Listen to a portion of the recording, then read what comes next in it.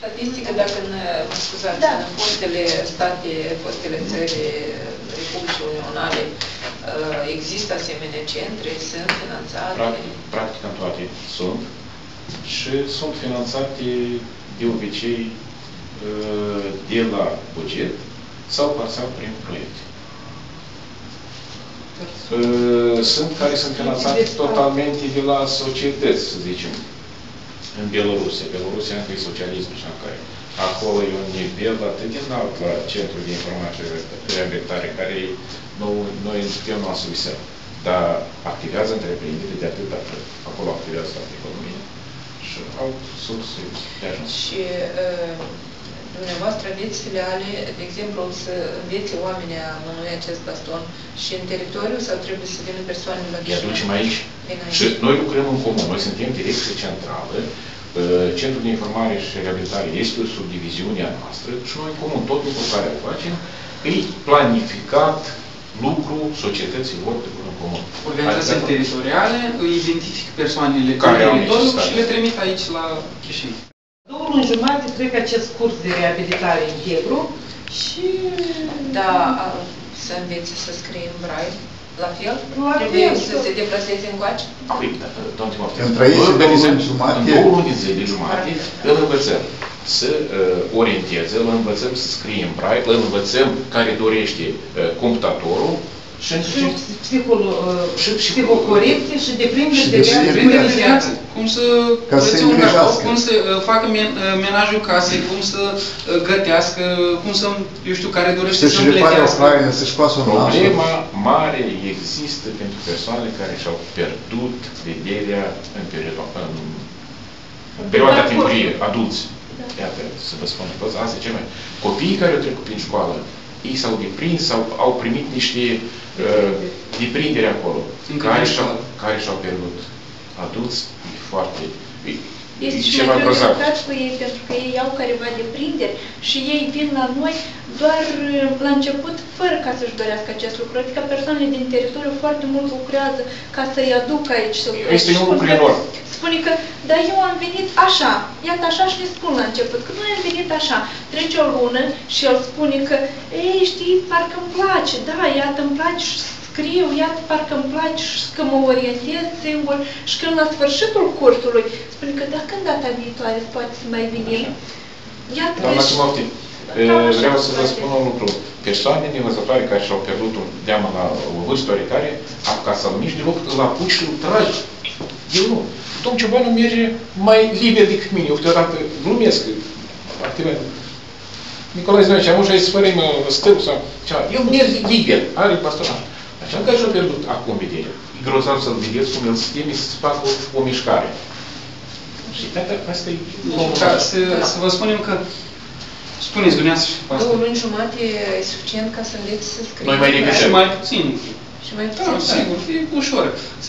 Eu zic că odată cu dezvoltarea tehnologică au apărut și mașini de tapat braille, 2 dintre care modele le aveți aici. Unul este mecanic, altul este electric. Asta e american și asta e cu slovacii pe care noi am... Este iarăși combinația asta de 3 puncte aici, 3 aici. Ce povestești programul specializat, adaptat? Noi aici învățăm oamenii nevăzători sau văzători să folosească de calculator, dar fără ajutorul mouse-ului, adică numai cu tastatură. Pentru asta este program specializat, care sonorizează tot și trece la calculator, adică intru pe internet, copii, mape, adică fac tot aceeași ce faci omul obișnuit, numai cu ajutorul tastaturii.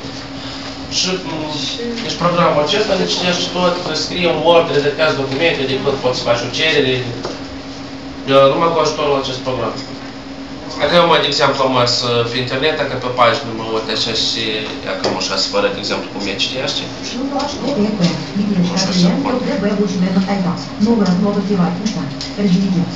Переход наверх. Разделы.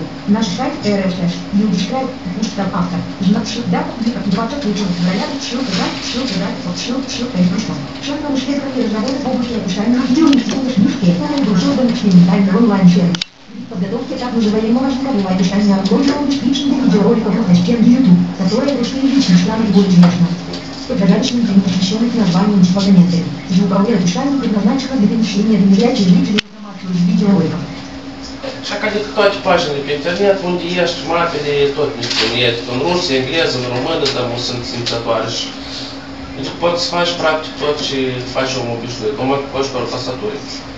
Programul JAWS este un program de a citi tot ce este pe monitor, de monitorizare și el are sintezatoare absolut în toate limbile de bază care sunt mai răspândite în lume.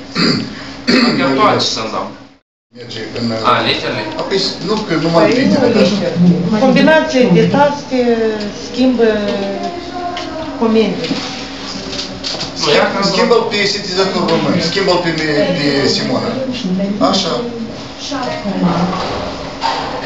Da, în română ca literele disponibile acum. A, D, F, G, H, C, K, L. El citește foarte bine și română și poți să-i faci și viteză și... Da, da. Deci nu e problemă ca să folosească decât omul, dacă el nu vede, fără nicio problemă, ca stau pe internet, altul. Eu, ca exemplu, fiind specialist principal în activitatea organizațiilor teritoriale, sigur că am necesitatea să elaborez diferite dispoziții, regulamente sau să fac modificări când pregătim modificări pentru statut înainte de a organiza congresul, etc. Deci eu lucrez cu toate actele în limba română, dacă este necesar în limba rusă ceva de tradus, lucrez în limba rusă. Cu ambele JAWS, cu ambele sintezatoare, le scurt absolut. Da, deja când făceai studiile, foloseai calculatorul. La noi există un grup de entuziaști premergători lui Alexei care l-au învățat. Ei unul de la altul învață. Acum noi facem lucrul ăsta mai centralizat, ca să oferim aceste cunoștințe la un număr mai mare de persoane. Dar mulți s-au învățat acasă, singuri, așa cum este și domnul Cioban. Ca să vă închipuiți un mic exemplu, doamna Timofti, doi nevăzători cresc un copil văzător. Dar unde suntem? Oriunde. La multe familii. familii. Copilul se naște văzător și ăștia nevăzători trebuie să crească un copil văzător. Dar este Cristi, Ștefan. Uiți cât este de... Chiar domnul Ciobanu, familia domnului Ciobanu.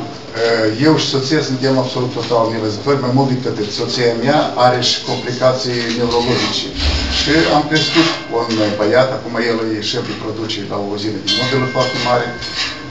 Am 3 nepoți de la dânsii și mă bucur în fiecare sâmbătă când ne întâlnim cu familia. Și noi, iată, singur am crescut, deoarece am avut deprinderile astea cotidiene. Dacă de făcut niște bucate, colegii mei de la Direcția Centrală sunt martori că eu fac orice bucate gustoase și frumoase și le dau rețete și le aduc și le servesc. Chiar acum o să am ziua mea de naștere la 1 martie și sigur că să fac tot posibil să fie gustos.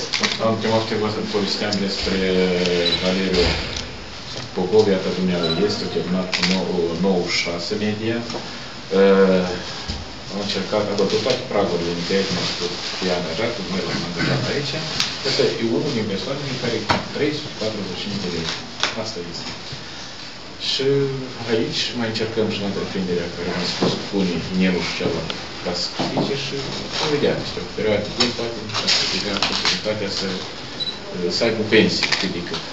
Iată, toți tinerii nevăzători sunt în situația lor care este împătătoră. Și el este o jertfă a războiului din Transnistria.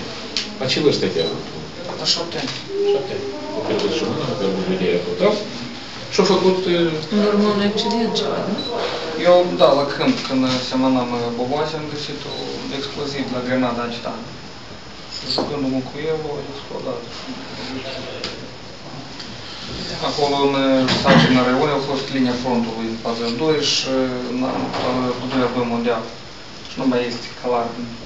Că e de Transnistria, că e de război mondial. Da, dar totuși acolo voivomatul regional spune că nu au treabă cu Transnistria, totuși sunt explozive de timpul de război mondial sunt rămas. Am noi spune că să găsesc în noi acum azi. Bine. După nevoie și sare? O scrisoare, da. Transmiteți, doamna Ion. Da, avem cartea Braille. Că noi, iată în Dumnezeu, dama este tipărită, consacrată anului Dumitru Matkovski, cartea Să mă iubești de Dumitru Matkovski, unde sunt multe poezii cunoscute, care sunt critice. Am ales la ceea ce este mai aproape de sufletul lui. Și singura, câte volume? Sunt două cărți. Că o cărțulie așa mică de 80 de pagini, două cărți brave. Și aici vreau să o adaug pe doamna directoare, doamna Tatiana, că biblioteca noastră are relații foarte bune și cu Biblioteca Națională, colecțiile Reu și cu Biblioteca Cașteu și cu alte biblioteci de Republică. Sunt diferite întâlniri cu specialiștii și cred că doamna Tatiana participă des la diferite conferințe și seminare organizate de Biblioteca Națională. Împrumut interbibliotecar, când avem nevoie să sonorizăm ceva, ne adresăm la bibliotecile publice din municipiu. Din 87, cum am început relațiile cu toate bibliotecile, așa și continuă. Și participăm la Salonul Internațional de Carte, unde primim brale și Grigore Riberu și Dumitru Matkovski, ca să fie în acest an, cred că acest salon de carte va fi prelejuit de acest an. Și anul trecut despre Don Vangheli facem.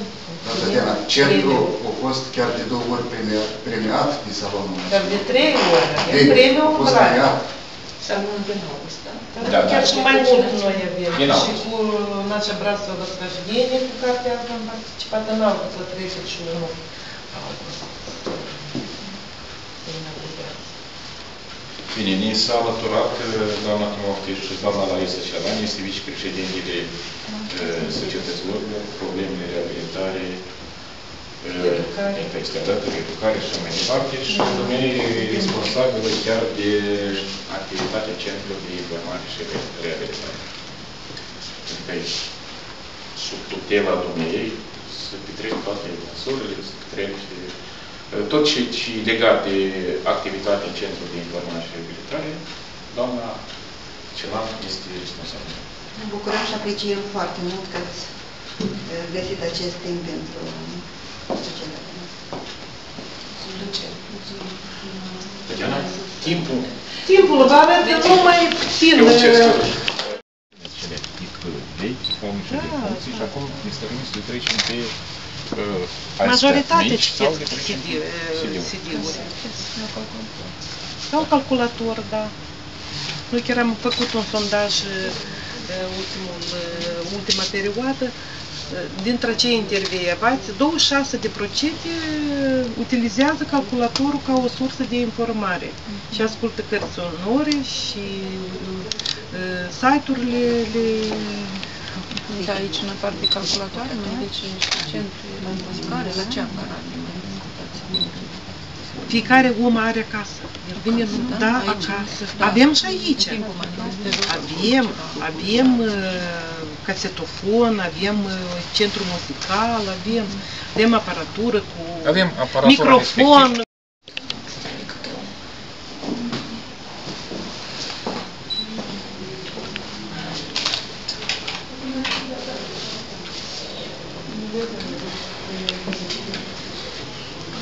Să fie o pagină. Adică o foaie. 2 pagini.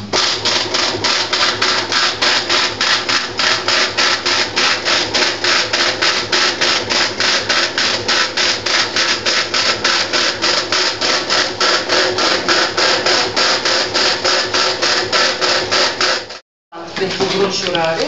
Dar greșelile cine le comite această imprimată? Dacă se scanează cartea care poate să dată redactare. Când se scanează. Și când se scanează și când se redactează, se întâmplă că scap mai ales literele T și cu diacritici. Aici sunt două persoane care cunosc Braille-ul bine și asta e punctul. Ca exemplu, Irina Toporilski nu știa Braille-ul, deci a terminat școala obișnuită, dar fiind aici la cursuri, și atât de bine Braille-ul, că este corector la acesta. Despre mine, cred Și despre dumneavoastră și despre Irina Toporescu. Urește, este spiral, îmbrăcăm spirala aici. Irina ți-o dă o spirală.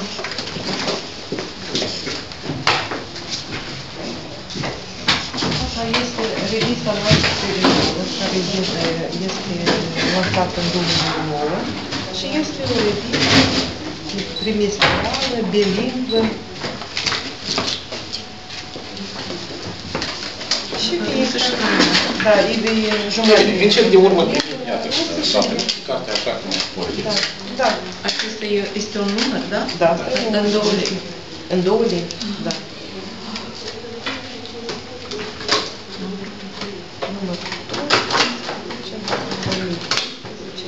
Și noi trimitem la fiecare organizație teritorială în raion. Și conținutul ei cine îl stabilește? Noi, este redactor Irina, noi coordonăm tot dintr-o familie de nevăzători și acum faci servicii pentru nevăzători. Da, are studii în jurnalistică, ați fi totuși, cum să vă spun, articolele să fie interesante. Excepție de, cum să zic eu, de la ceea ce și-au pus în gând să facă colegiul de redacție. Circa 80 de corespondenți netitulari din Republică, cititori activi, trimit diferite articole pe diferite domenii. Asta cu revista. Dar cărțile, noi avem Consiliul Consultativ de Editare, unde avem un plan și planificăm, iată, pentru trimestrul următor, iată, aceste cărți. Adică facem așa. Cam cât în trimestru? Facem, cât reușim, noi reușim în trimestru 4 cărți, adică 4 titluri cu revista împreună, în braille. Așa, cărți sonore reușim într-o lună. Da, care reprezentanța Ministerului Educației nu s-a văzut.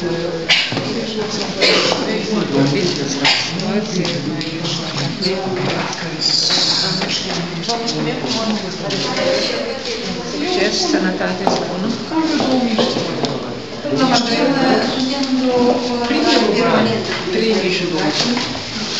Aici avem și colaborarea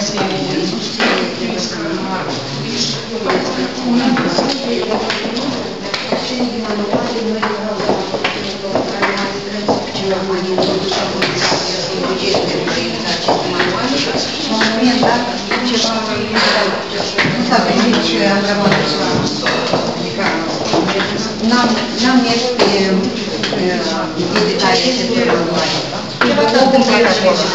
Schimbul de ministri, schimbul de specialiști.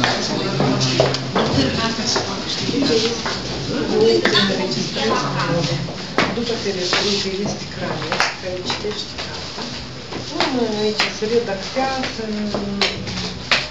să pun capacii, da? Adică capacii, câte 20 de minute, ca să fie mai ușor de găsit. Aici noi producem cărți sonore și revizii sonore, cele mai bune. Deseori și noi, colaboratorii de la Direcția Centrală, mergem acum împreună, ne așezăm și materiale de la forurile care am participat sau activitățile care le-am avut la nivel național. Și ce merge de la o sursă directă informație membrii noștri.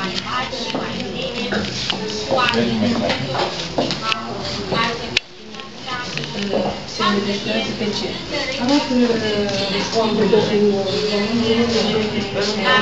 În memoria,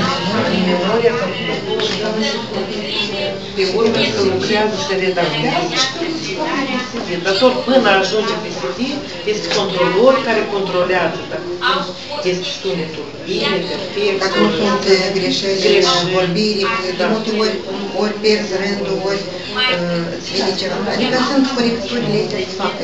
Și cine redactează? Cine redactează? Specialiști, regizori de sunete, așa e. Sunete, ascultă. Da.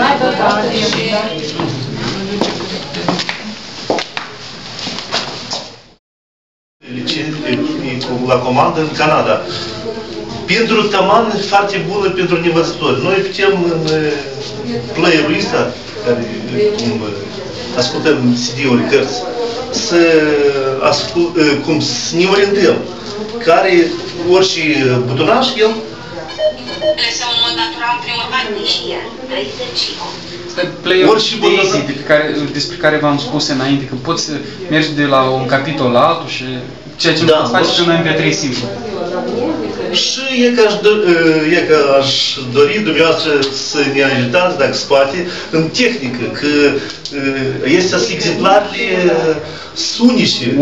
unice, că noi nu avem, cititorul nostru nu poate asculta la așa playere și ele scumpi pentru noi, 3600 de lei. Dar este un playere ca telefonul, flășcă, și o pui și o încarci aici, de exemplu, pe CD încape 2-3 cărți. Dar pe flășcă și încape vreo 7-8 cărți. Și noi în bibliotecă, având flășca și ea, o încărcăm și în telefon, o încărcăm și în player, e așa mic player ca telefonul. Și îl încărcăm și noi putem și în trolebus. Și unii noi ne aflăm prin căști. Mai ales e greu de dus. Sunt denții care v-am spus în România. Că ele sunt purtate e greu, dar e ca flășca și cu player-ul ăla. E ușor, l-ai pus în buzunar și foarte bun.